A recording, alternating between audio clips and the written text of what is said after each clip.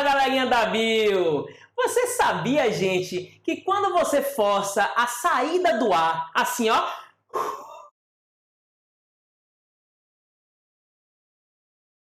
você não consegue tirar tudo? Todo o ar do seu pulmão? Você não consegue esvaziar de vez? Sabia não? Então vem com Barninho, galera! Eu sou Flávio Augusto e meus alunos me chamam de Barninho Bio. E a aula de hoje, gente, vai ser sobre os movimentos respiratórios e os volumes respiratórios.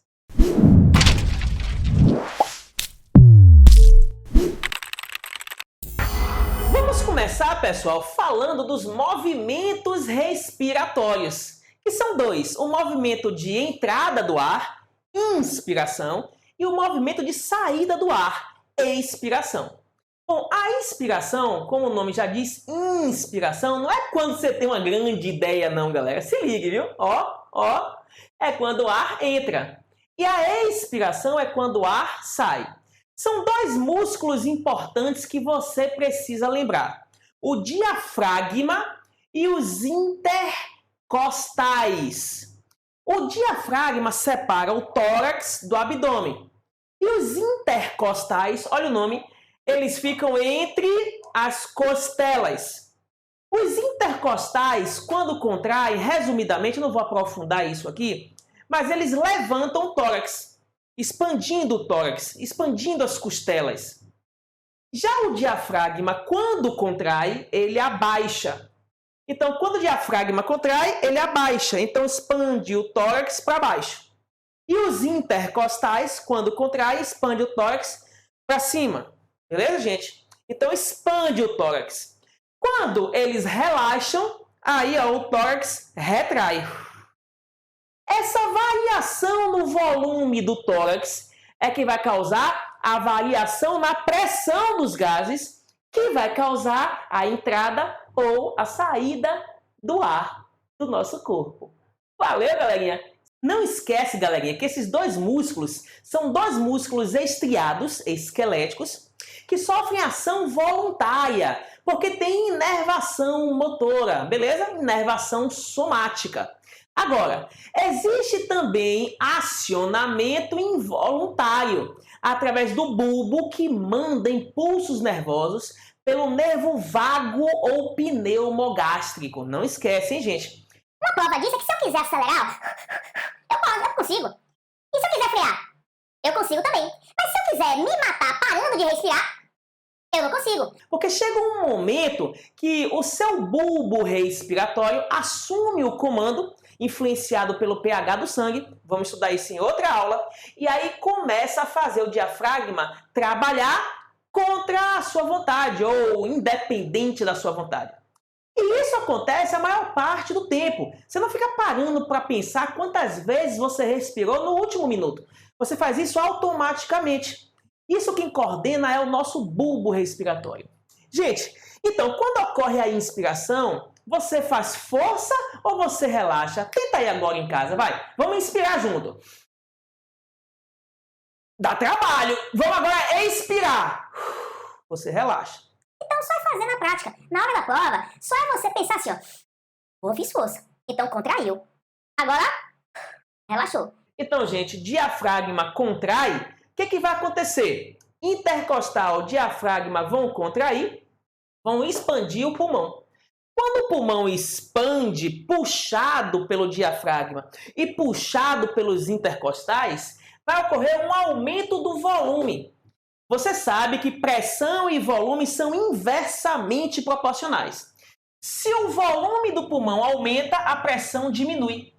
Se a pressão interna do pulmão diminui e fica menor do que a pressão da atmosfera, que é de 1 atm a nível do mar, aí, nesse caso, o que vai acontecer? Por diferença de pressão, o ar entra.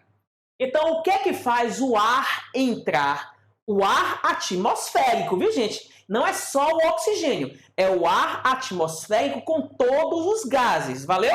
O que faz esse ar entrar? A diferença de pressão. A pressão interna tem que ser menor do que a pressão atmosférica. Então, não esquece isso aqui, ó. A pressão ATM tem que ser maior do que a pressão interna para poder o ar entrar. Beleza? Vamos ver agora o contrário. Quando o diafragma e os intercostais relaxam, aí o pulmão que estava expandido, ó, ele retrai. Quando ele retrai, o volume diminui. Quando o volume diminui, a pressão aumenta. Se a pressão aumenta e fica maior do que a pressão atmosférica, então, ó, não esquece, pressão atmosférica ficou agora menor do que a pressão interna. Se a pressão atmosférica ficou menor do que a pressão interna, porque o pulmão ó, retraiu, aí nesse caso o ar vai sair. Então, ó, saída do ar. Beleza, galerinha? Não esquece, hein? É a diferença de pressão que faz o ar entrar ou sair. E isso ocorre pela expansão do pulmão, do tórax, ou pela retração do tórax. Beleza, galerinha? Chegou a hora, galerinha, daquele print top das galáxias, hein? Vamos ver agora a segunda parte da aula, que são os volumes respiratórios. Para entender os volumes respiratórios, vamos entender primeiro esses dois conceitos. O conceito de ventilação pulmonar e o conceito de frequência respiratória. Não esquece, gente, quando o pulmão ventila, não é quando ele inspira e nem quando ele expira. É quando ele faz um ciclo de inspiração e expiração.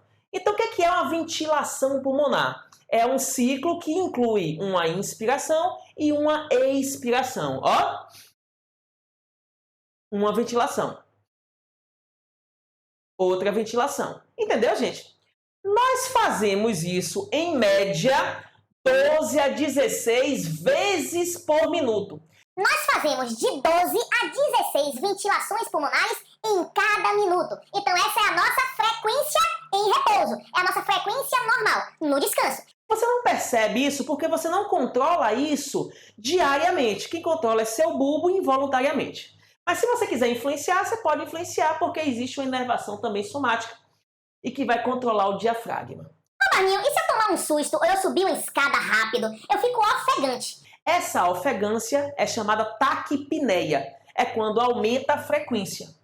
Ô, Barninho, e se eu estou deitado numa rede descansando, pode baixar de 12?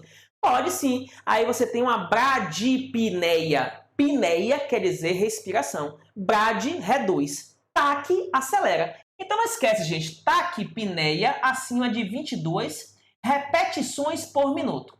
Ou respirações por minuto. A bradipneia é quando tem abaixo de 10 respirações por minuto. Beleza?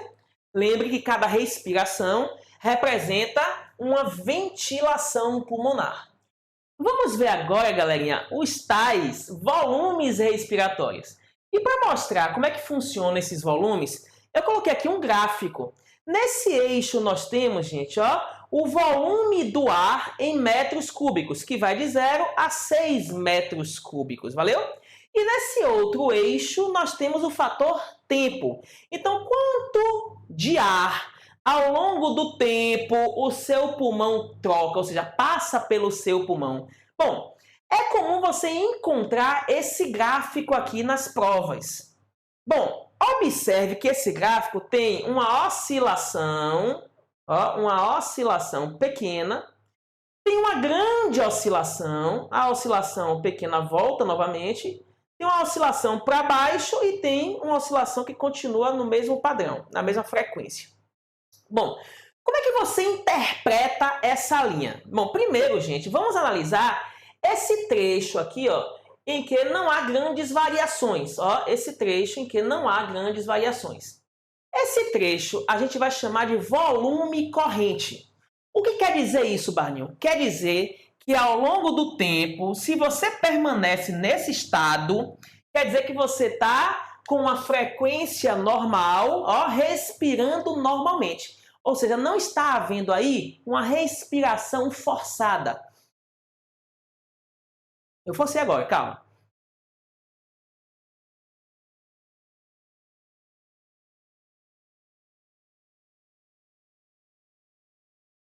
Ou seja, você nem inspirou e nem expirou forçadamente.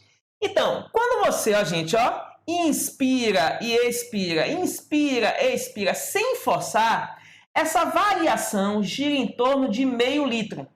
Então, ó, meio litro para cima, meio litro para baixo, meio litro para cima, meio litro para baixo, meio litro para cima, meio litro para baixo. Então, em repouso, sem forçar, você respira em torno de meio litro. O nome disso é volume corrente. Ou seja, é o volume que corre, corrente, normalmente pelo pulmão. Beleza? Só que nesse ponto aqui, galerinha, veja que nesse ponto aqui eu dei uma forçada. Quer dizer que eu inspirei mais ar. Ó, eu dei uma puxada assim, ó. Até o máximo que eu consegui. E o máximo que um pulmão tende a conseguir é quase 6 metros cúbicos. É um 5,8. Esse nós chamamos de volume reserva inspiratório. É o volume de reserva. E gira mais ou menos aqui, gente, em torno de 3 litros. Beleza? Em torno de 3 litros é essa variação verde aqui, ó. Daqui até aqui. Essa variação tem em torno de 3 litros. É a inspiração forçada. Vou encher o pulmão. Beleza? Então, seu pulmão alcança aproximadamente 6 metros cúbicos. Ô, Barninho, mas 3 litros com meio litro não dá 6. Ah, isso é porque o seu pulmão já tinha um volume de ar lá dentro. Beleza? Esse volume de ar que você tem no seu pulmão, né, lá dentro do seu pulmão, ele é uma reserva. Então, o que acontece? Se você estiver aqui, ó, normalmente, em repouso, respirando de forma corrente, sem forçar, e você aqui, ó, agora, forçou para poder tirar o ar do pulmão, ó. Ó. Se você fizer isso, então você vai conseguir tirar apenas 1,1 litro de ar do seu pulmão. Nós chamamos isso aqui, gente, de volume de reserva expiratório. É uma reserva que você tem para poder jogar esse ar para fora. É a reserva expiratória, ó. 1 litro. Beleza? A reserva inspiratória é a forçada, 3 litros. O corrente, meio litro. Então, ó, corrente, meio litro. A reserva inspiratória, 3 litros. E a reserva expiratória, 1 litro. Valeu, galerinha? Só que se você forçar, perceba, você não chegou em zero. Resumindo, qual é a moral da história? Você não consegue esvaziar seu pulmão. Você não consegue colabar seu pulmão. Normalmente. Então quer dizer, Barninho, que por mais que eu force, ainda existe um pouquinho de ar ali no final do pulmão? É. Então, gente, o que você usa em vida não é o total que o pulmão consegue armazenar. Não é o total. O que você usa em vida é a capacidade vital, que é o volume corrente, meio litro, mais a reserva inspiratória, 3 litros, mais essa reserva expiratória, 1 litro,1. Somando aqui vai ficar 3, 4,6. Então, 4,6 litros é a que você usa na sua vida. É a capacidade vital do pulmão. E esse restinho aqui, Barninho, ó, gente, esse restinho aqui, que a gente nunca consegue tirar do nosso pulmão, a gente vai chamar de volume residual. Beleza? É em torno de 1,2 litros.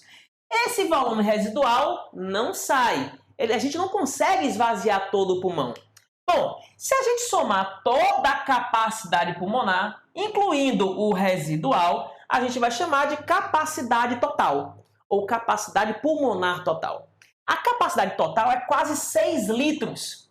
Só que o que nós usamos desses 6 litros é em torno de 4,6 litros. Porque 1,2 a gente não consegue usar. É o resíduo. Beleza, galerinha? Tá na hora daquele print faceiro, hein? Nossa segunda aulinha do sistema respiratório chegou ao fim, galerinha. Eu tenho certeza que você tá gostando e tá aprendendo, gente. Então largue um like pra Barninho aí, vai. Compartilha com a galera da Bio, vai. Se inscreve no canal, vai. E ativa o sininho, vai. Um beijo de Barninho e até a próxima, galerinha!